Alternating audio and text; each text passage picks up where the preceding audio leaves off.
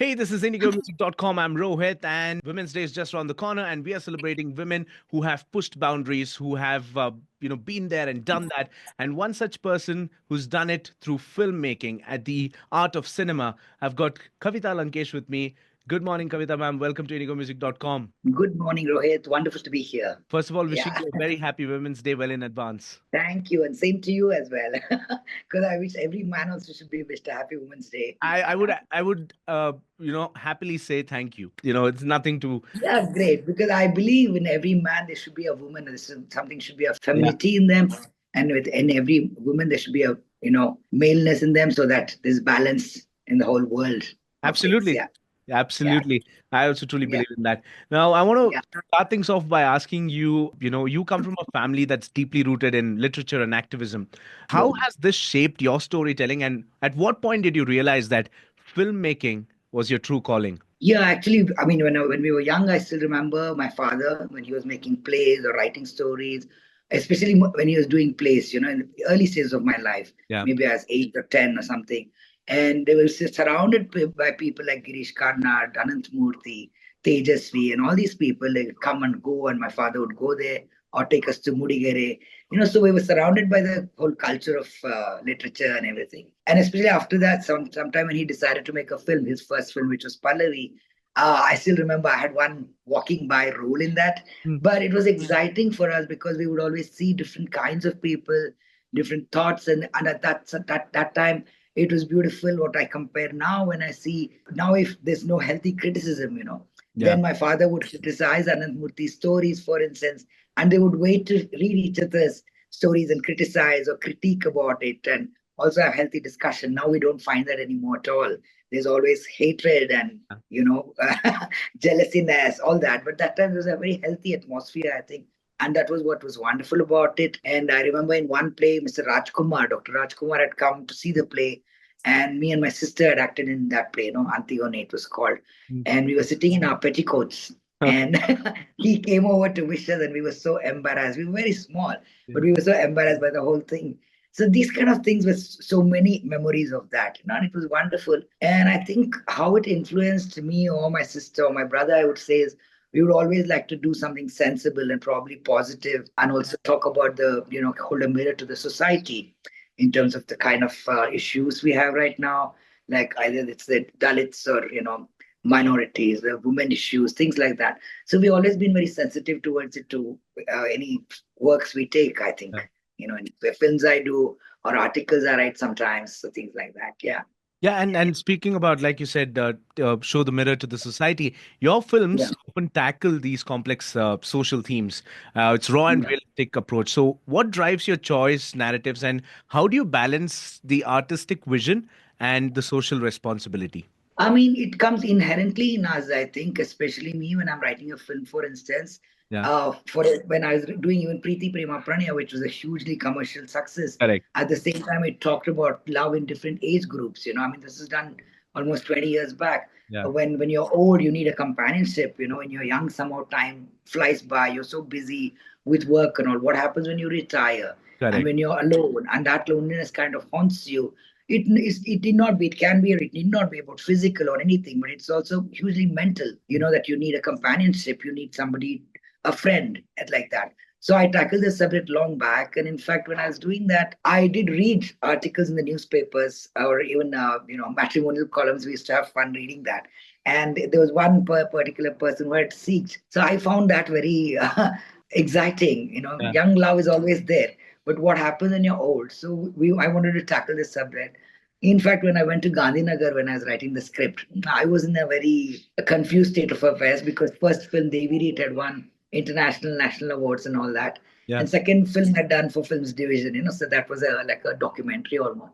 The third film I wanted it to be a commercial success, Mm. but at the same time I'm dealing with a subject which is about old people, and Yeah, of course there were younger people. There's like how you look at love when you're a teenager, in your correct. middle age, you kind of take things for granted when you're married. After a few years of marriage, you assume the wife is there, husband is there. Mm. Things go like clockwork, and there's no excitement.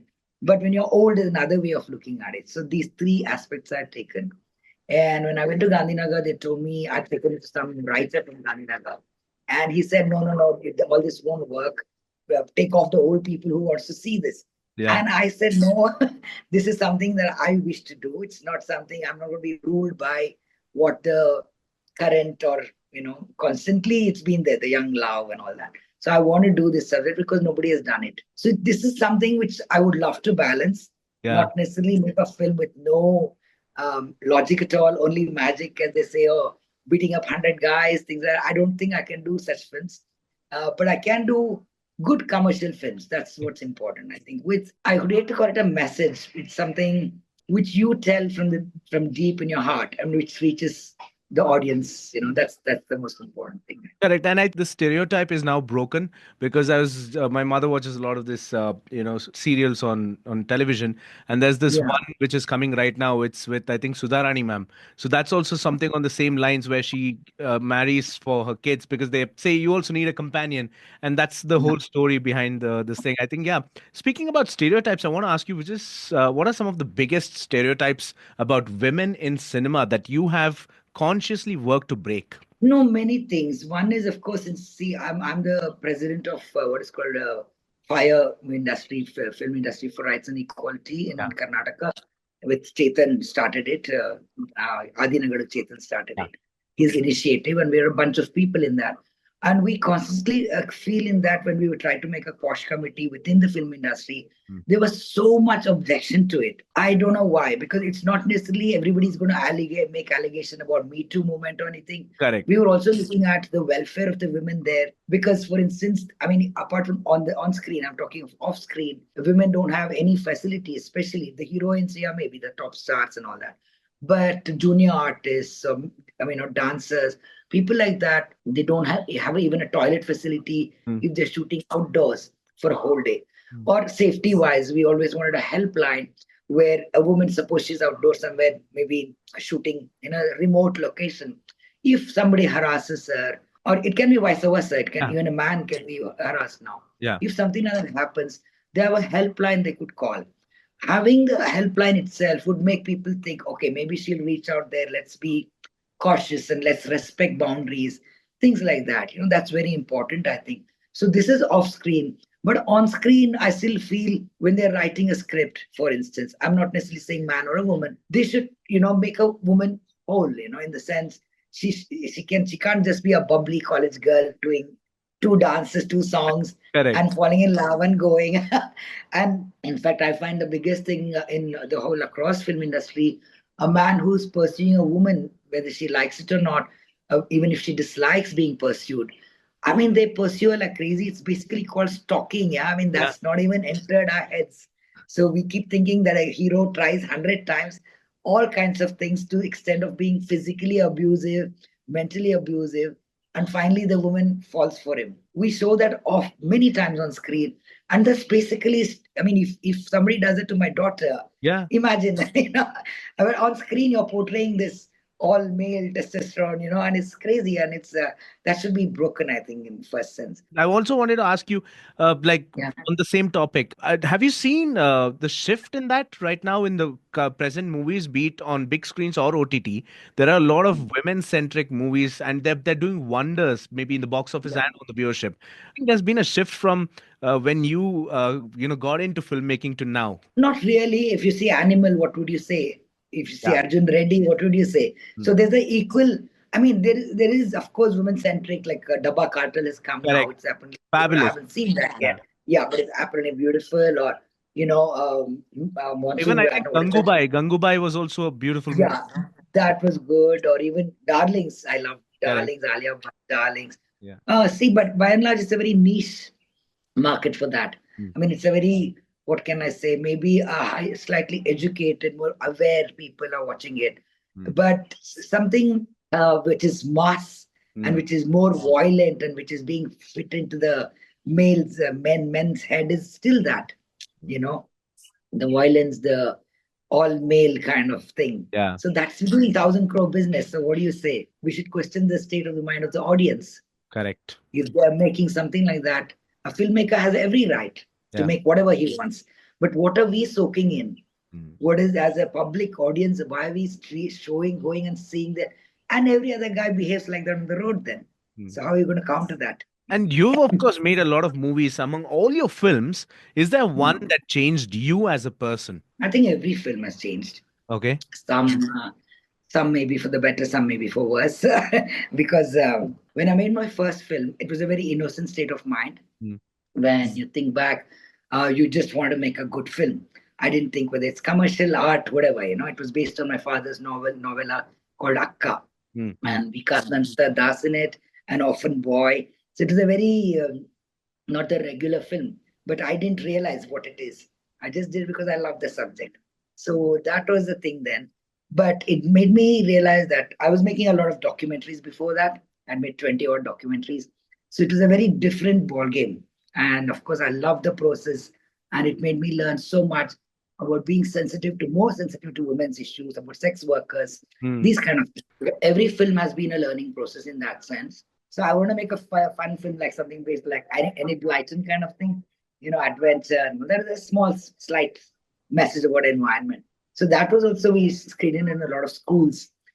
Ticket is, through schools, and it was a wonderful hit. And I loved working with children. I mean, I worked a lot with children, and it was much more fun than working with some stars sometimes. Yeah, yeah, they don't Absolutely. come with any baggage. Yeah, And also a two-part question. One is in the recent Oscars, in the best animated movie, right? There were five contenders, but the yeah, one who took away the Oscar was a movie called Flow. It's about a yeah, cat.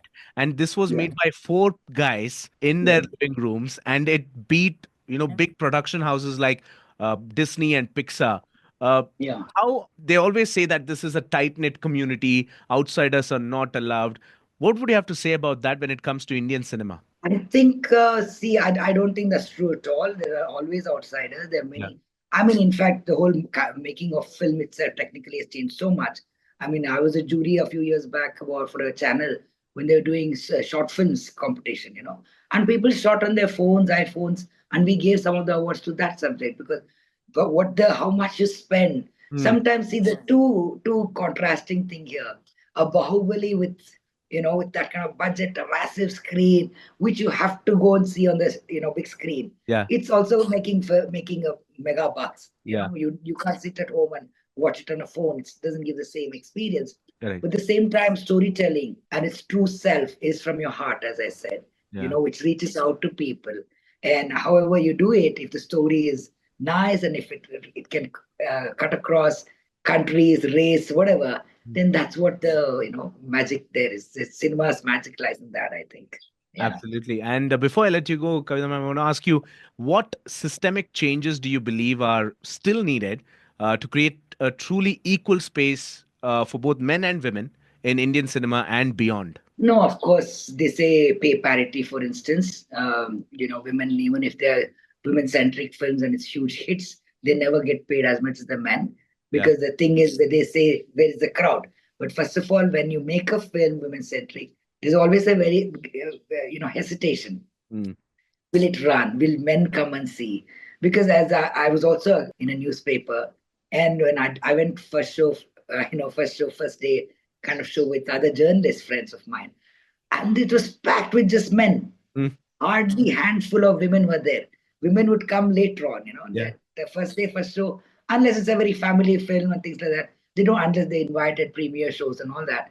By and large, if you go to a superstar film, for instance, especially Kannada, Yeah. it's filled with men and boys. So that is because that's they say is the conversion of payment doesn't come as much if a woman centric film is there, but they're not investing in good women centric films. I think the producers, first of all, I would say women should come in more with the bucks, so they will understand the issues more than a man.